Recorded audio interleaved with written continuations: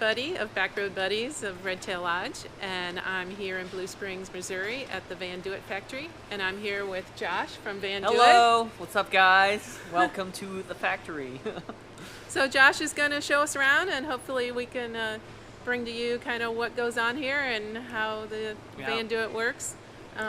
Do you want to start off by just telling us a little bit about VanDOit? Yeah. So we're a van conversion company, obviously. So our company is kind of threefold, which makes us a little different from other van conversion companies because we've got the car dealership as well as the van leasing rental company, and as well as now the conversion company. So those are kind of the three aspects of the company, and we've been around in the automotive business since 1947, and so we've been around for a while. So we're kind of well rooted. And this is kind of an extension, the love of what we're doing, traveling with the vans, doing outdoor stuff, bikes, whitewater, whatever sport you're in. And so yeah, that's kind of just the general thing, small family company, like I said. And so we just moved into this building with VanDOit a couple months ago. So we started in a little car wash. We're doing one van at a time, but now you can see moved into this massive building. And so now we're ramping up production. We're getting busier. Can't keep up, which is a good problem to have. But yeah. So Well, why don't you show us around? Yeah, awesome. So like I said, we just moved into this space, and so this was all office cubicle space. And so we had to knock all the walls out, raise all the ceilings up. And so that took a couple months. So just in January, we really started getting cranking. But you can see we're still putting some shelving together in some places, still figuring out how we're storing things, laying out the whole facility. But yeah, so right out of the gate, first thing that makes us a little difference here is our wiring. So we don't do any soldering inside the van, which makes us a little different than like other companies. And so we color code all our wiring. And we also have different thickness wiring. And so that not only protects the wiring when we put a wire side by side, it makes it so if your front light bar is going out, we know that's a pink wire. And so we can say, you can call us and we can troubleshoot in 5 to 10 minutes and say, okay, so let's follow the pink wire, what's it doing?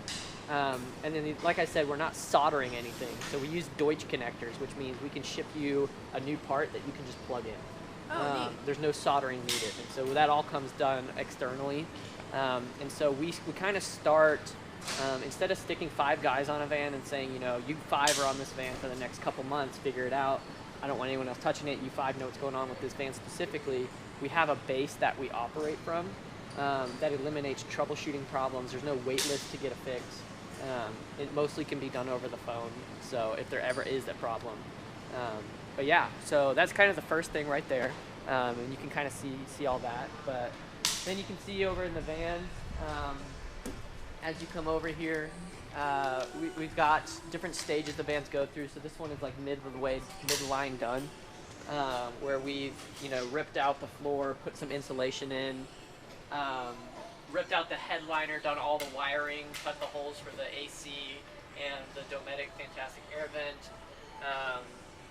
But yeah, you can see the Deutsch connectors I was referring to right here. So you can see that you could just unplug that if you needed to. And then we could ship you a new one that you could plug in. So that's what I mean when I say simple. You can see all the Deutsch connector ends at the, if you go over to that side door there. So that's going to be for all your electric, like your battery bank, your inverter, all that. So there's all these ends, right? So we're not essentially soldering ends together. We're connecting them to Deutsch connectors to where we can plug and go. But yeah, so you can see the vinyl floor option, some different outlets laid out. This looks like it's going to be a Go model, so you got the whole ceiling track, but no floor grid and no wall grid. But yeah, so this looks like actually it's a brand new van too, so not a used van like typical. Because as I mentioned, we have the rental company, so we typically pull off-lease vans with around 15,000 miles on them, approximately, to take that new car price off. But it looks like this customer decided to go new, whether he had a deal on it or got a deal through us. Which we're a fleet company, so even new van we can get usually at a better discount than others. So. Now, do you only do Ford Transits, or do you do other vans as well? Yeah, so right now we're sticking with Ford Transit.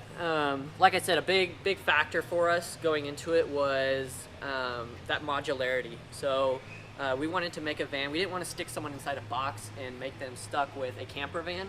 we wanted that van to be used as a daily driver, a passenger hauler, a cargo hauler to go to Home Depot if you need to, as well as a conversion van. So essentially you have the Swiss Army knife of adventure vehicles, right? Yeah, and that's what kind of attracted us to it as well, is we wanted to use it as one of our main vehicles around town as well. Yeah, and so you can, it's durable too, is a great thing. You know, we actually started with wooden particle board like other companies, and kind of found out that we were trying to put a solid structure inside a vibrating van that was flexing as it was driving. And so we quickly went away from that, steered towards the aluminum.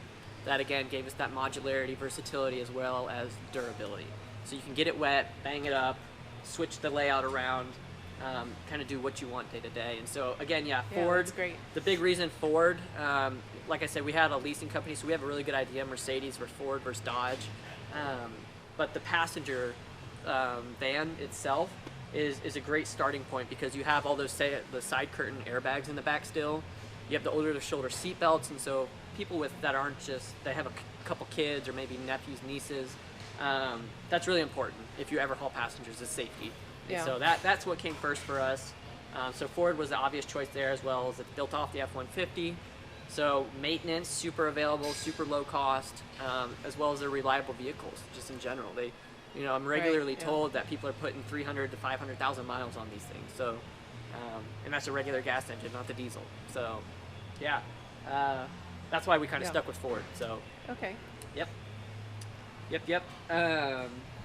So yeah, I guess we can go on to the next van, see where they're at with it, see if there's anything else. But as you kind of look over here, you can see all of our supplies and inventory. You'll see different aluminum kits kind of there, and so we can put together kitchen pods and stuff. Spent a lot of time, a couple years, fabbing out and blueprinting out specific designs, you know, for the ceiling track, and so we get all of that laser cut ahead of time. So we're not in the shop cutting it ourselves. When we do prototyping and stuff, we're cutting it ourselves, and sometimes we need to machine something, which we've got that over there, obviously. But generally, you know, for a ceiling track, for side cabinets, for kitchen pods, all that kind of comes pre-cut, and so it's just an assembly type thing. Which, like I said, took a couple years and a couple $1 million to get there, but we're there. So. So how long have you been actually converting vans? About 3 years. Yeah. Okay. So like I said, though, I mean, before we started selling, there's probably 2 years of work that went in between, you know, starting with a van, scrapping it, starting with another build, sending it out, scrapping it, starting with a build, scrapping it. So that happened a couple times. So, but yeah, it took a while to get to the point we're at now, where we're happy with it. But glad things that matter take time. So. So how long have you been working for VanDOit? About 9 months. Yeah, okay. So it's been, I graduated college, I met up with the family, the Klein family who owns the business. Roommates with the sons, and they were my best friends in college, so. Nice. Alan was one of them who you guys talked with. Yeah, so we're roommates and we get to hang out a lot, and it's a joy. So, so what attracted you to VanDOit? So, like I said, the small family company aspect, I mean, a big aspect I think with family companies in general is kind of the character of the family. And kind of how they treat people, and so that's huge for me. I was pre-med psychology, and so a big part to me is how we take care of people, take care of one another, and so knowing that I was entering an environment where, you know, maybe I could go make more money the pre-med route or something. This is a fun thing to do, number one, right out of college with your best friends. Number two, it's just the whole family aspect of how they treat people, not only just in-house employees, but others, clientele and all that. I really appreciate it. So that was the biggest thing. Yeah, we kind of got that same feeling as well when we started interacting with VanDOit. Yeah. We really like that family feel. Yeah. Mm-hmm. Yeah, so it's a small deal, but it's a lot of fun. So yeah, anyway, they're putting a Go model here together, so you can see it's got the 2 side cabinets now. Chad is getting ready to put in the gear slide. It looks like he's bolting down that framing and all that. Actuators, yeah. Yeah, the actuators. Yeah, no big deal. But looks like we got a water system that's going to be going in here. We got the air compressor. We got cargo lights underneath. Hot water. Kind of all of it. So can't wait to see this one when it's all done.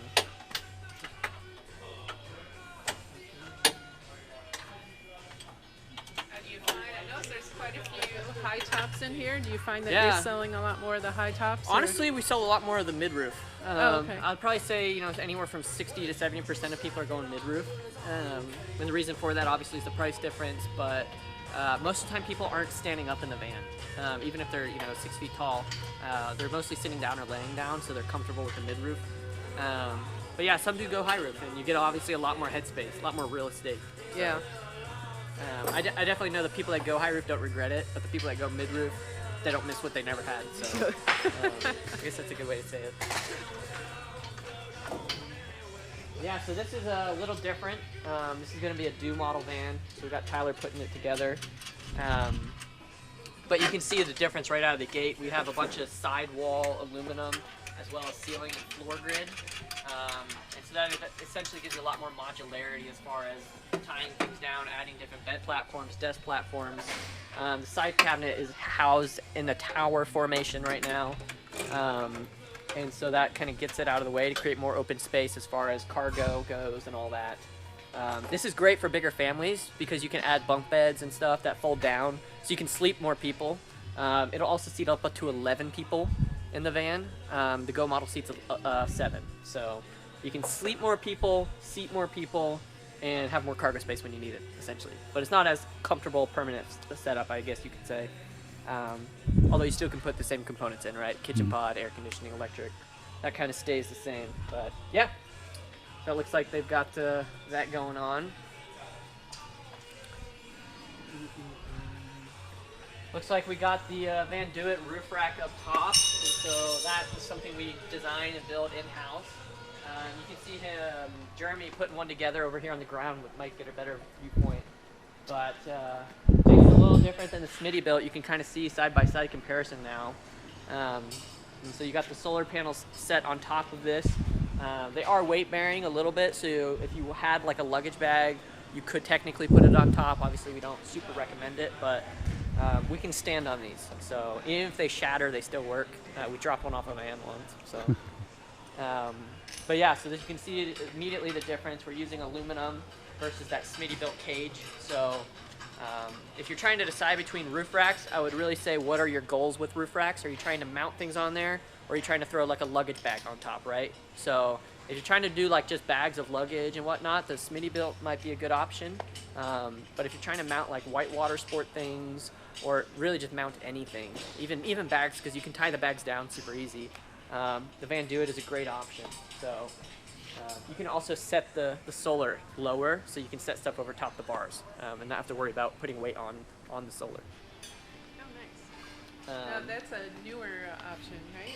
Is that Yeah, so we started offering that last year, like December, maybe. Okay. Yeah. So the great thing about the VanDOit builds too, they're modular builds, so if you ever feel like you missed something the first time around, you can always add to it later.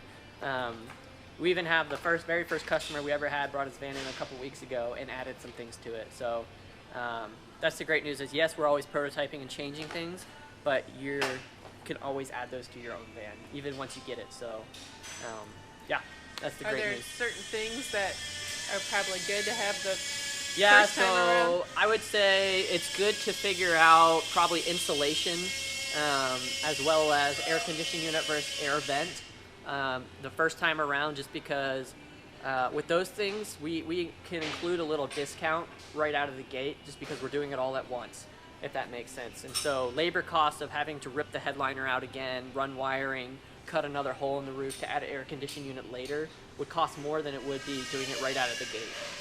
So figuring out those things behind the headliner, like wiring, insulation, and air conditioning units, is definitely good to figure out. Not that you can't do it; it can't be added later, but definitely helpful to do first. And so after that, I would say also, even if like stuff like solar, you're not sure you want to add that right out of the gate. And that's something you might want to do. We can actually pre-wire it, run the wire ahead of time, and that way it's just putting it on top, plugging it in. Like I said, Deutsch connectors, right? So we're not having to solder that later, you just plug it in. Nice. And so there's stuff like that. If you let us know you're on the fence with some things, because our philosophy is, if you're on the fence, leave it off and add it later. So if you're on the fence, we'll help you out and kind of help you decide and determine we can give you our personal experience with the vans, what might be good to add later. But yeah, so we can essentially we can set it up to add later if we need to with most everything. So. Okay, great. Yeah. Let's see, we got another high roof Do model right here. So you can see the kind of the bunk bed set up here. The cool thing about the Do model here, again, is you could fold this bed platform downwards and essentially have like a little couch set up, right? Or you can set it up as bunk beds, or maybe adjust the height to make a standing desk for work. But you can see in this one, compared to the other one, they have the side cabinet for the electric. They decided to opt that way. And so, yeah, they're going to have a little countertop space there for some cooking or something, probably. Which is great, right? Because, again, we're starting from a certain base as far as Do model, Go model, wiring, but you can still customize to your needs. So you can see even inside the Do model, there's different ways to set it up, depending on what you want. So really, if your imagination can imagine it, it can pretty much be done. So what's the main difference between those two models? The Do and Go? Yeah, so the Go model, we'll show you a finished unit here in a sec. It's got those two side cabinets that we saw, and those are pretty permanent. So as far as taking those in and out, it's kind of hard to do. And then it's going to have a hydraulic bed platform that's kind of stationary. You can actually take that bed platform off in like 5 minutes. You can undo it's like 4 bolts. So I guess there's less modularity with the Go model, but still a lot of flexibility with it. But this one has got just, again, imagine it, you got a whole erector set in van to work with, even once you get the van. So yeah, I guess that's the big difference, is you've got a little permanent bed with a garage in the Go model, kind of an open space in the Do model to work with. So. Oh, okay, great. Yeah. Yep.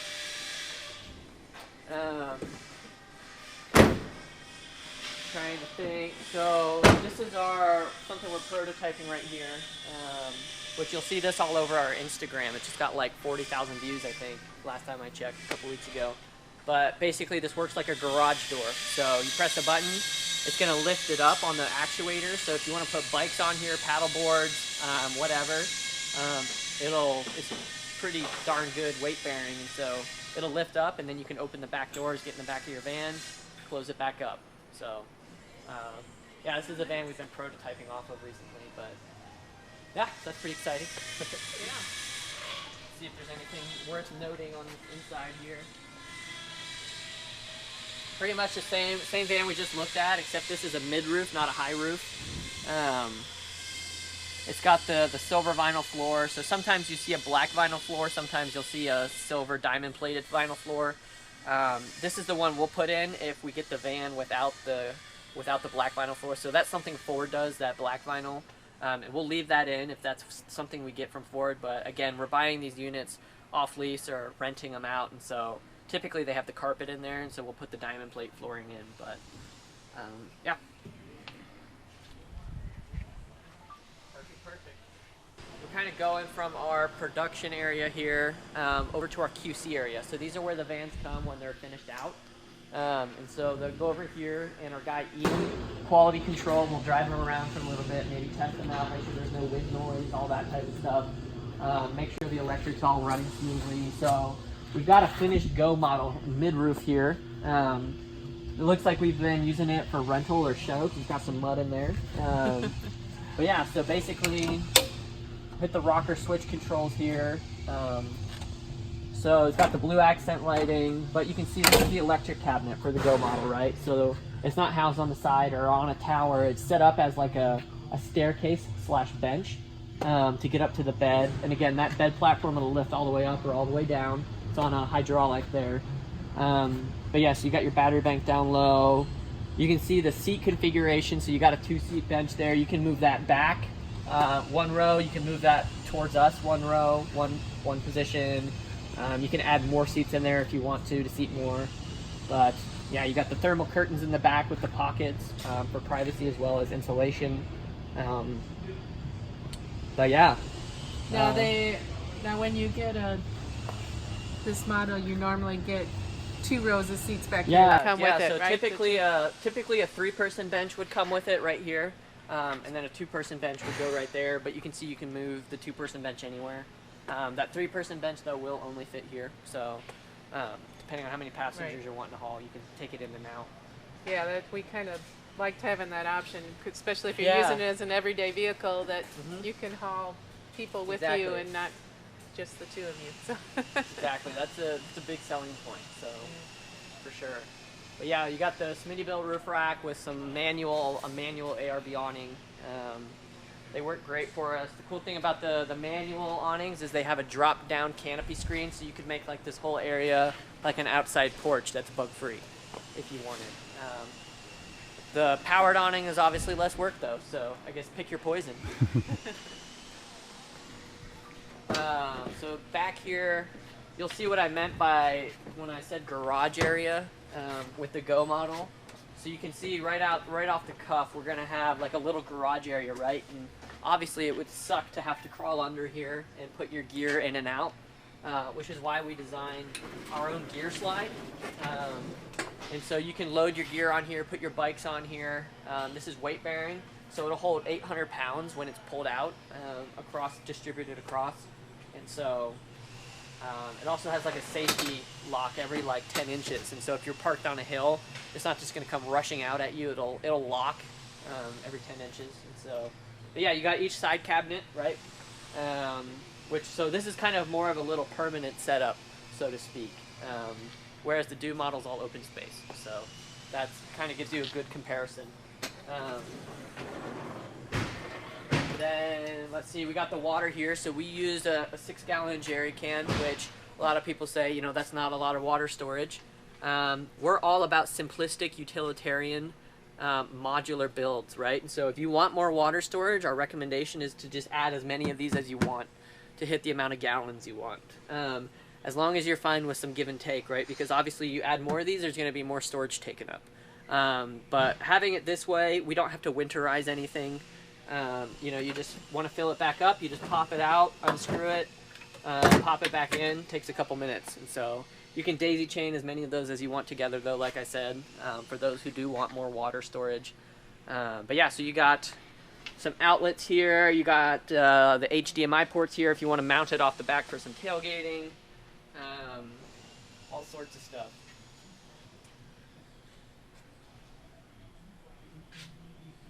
And then, so you see right here, we've got the manual hydraulic. So right now it's set to lower. So if we go like this, but yeah, you can see it raising up here.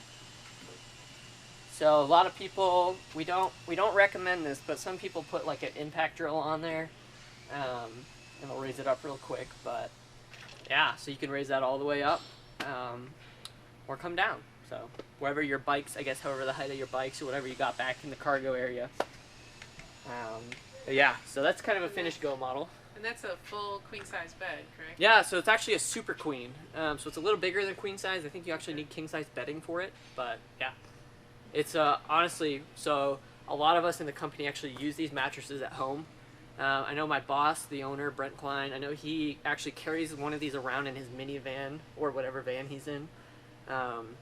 And like uses it wherever, because he lives like a couple hours north of here, and so he's in Kansas City and Chillicothe a lot, and so we actually prefer these mattresses because you can see it's like a 5-inch thick memory foam, so they're pretty comfy. So yeah, we love them. But yeah, close that up.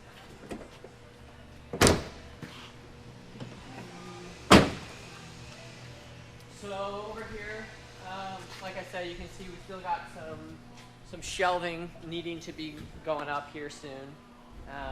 We got a bunch of seats and insulation all kind of laid out with like those captain chairs. We got a lot of tires and stuff that we kind of replaced with the all-terrain tires.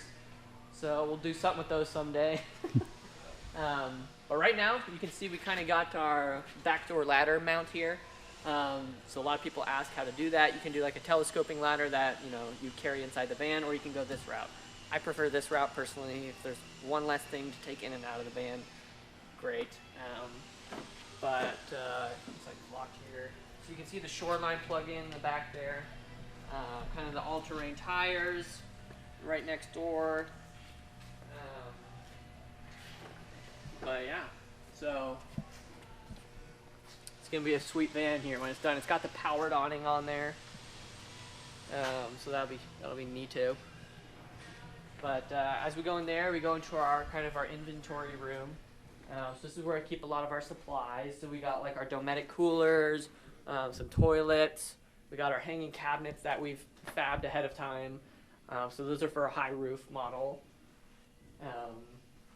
We got a kitchen pod here. So this essentially is what the kitchen module looks like, which again you can take in and out. And so you want it to be a little desk. Great, you just fold that down. You can fit your Dometic refrigerator on this. It's a little drawer slide that pulls out. Fold up cutting board to kind of cook and all that. You got 90-inch hanging cabinets right next door to the kitchen pod. So basically the pros and cons there. Obviously a 90-inch cabinet, there's not a lot of flexibility moving side to side. So it's kind of either in or out. The 30-inch hanging cabinets, you can move side to side, and you don't have to worry so much about them taking headspace as you go to bed.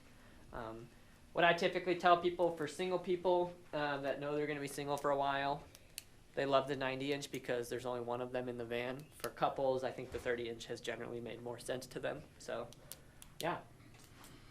You can see a lot of these T-track, right, that we use that I mentioned. So we 3D print a lot of these like kind of hooks and stuff in-house. So that's pretty fun. But we also have like these metal ones that we get to where they just can slide around that T-track, right? So for example, right here, you can slide that around and just have mounting points anywhere. And you can remember, everything inside the van is made out of that, even the roof rack. So you want to tie something down, you just slide one of these on the roof rack or on the gear slide and go ahead. So that's kind of the pros there. A bunch of bike mounts. You can kind of see the hanging cabinet difference between a high roof and a mid roof as far as the amount of space in them. We got a bunch of thermal curtains that we actually designed these ourselves as well, so we get those made like by a third party down the street, but we designed them. Then you got some generators. Let's see what else. We got a bunch of mattresses. We got some cooktop. A lot of people ask about cooktop options, and so typically we do electric stuff, so we don't sell any propane or gas things. And so we do an induction cooktop, but people absolutely, if you want to buy a $20 Coleman burner from Walmart, great. That's what a lot of us actually use inside the company. It's just not something we sell ourselves, just for liability. Yeah, and I kind of like it not taking up space on the kitchen pod, because then you can not only cook inside the van, you can take it outside and yeah, that kitchen pod you can even use outside. So it's got a quick disconnect on the water, and so you can hook that water up in the back or something. You can use it underneath the awning, so you're not limited to using that inside the van, which is great. So, but yeah, so that's pretty much everything here. I guess, do you guys have any questions? Anything you wanted to see? Anything, questions about the process we go through? Yeah, do you know, so on the production line, we kind of saw some in different stages. Is there a certain sequence that you normally go through when you're putting these together? So unfortunately we didn't have one in that stage today because they're trying to laser focus on finishing those couple. But usually we start by ripping all the headliner out. So we'll pull like 3 of them in, and so we have like an assembly line type process, I guess you could say, to where we rip the headliner out, we put the insulation in, the wiring, cut the holes in the ceiling, put the headliner back in, and then we start our skeleton. Whether it's a go model, whether it's a do model, we'll start putting our aluminum skeleton, kind of piecing it together, and from there, depending on the customizations as far as lights and different desks or shelves or just kind of the layout. We've got mobile bike shops, ski shops, stuff for chefs where we made extra counter space, like a bigger kitchen pod basically. So really kind of the options are limitless. Again, if you can imagine it and you have a goal, just connect with us and we'll figure it out. But yeah, that's the process technically, is I guess ripping it apart, insulation, cutting holes, putting it back together, and then skeleton. And adding everything on. Yeah, and then going through your quality control. Yep, then quality control, and then goes out. Well, nice. Yeah. Well, thanks. I appreciate the Yeah, no, that was a lot. That's like a fire hydrant blast. I'm sorry. No, that was great. A lot of great information there, and we really appreciate that. And hopefully our viewers will appreciate that as well. Yeah, I hope so. That's awesome. All right. That's a wrap, I guess. All right.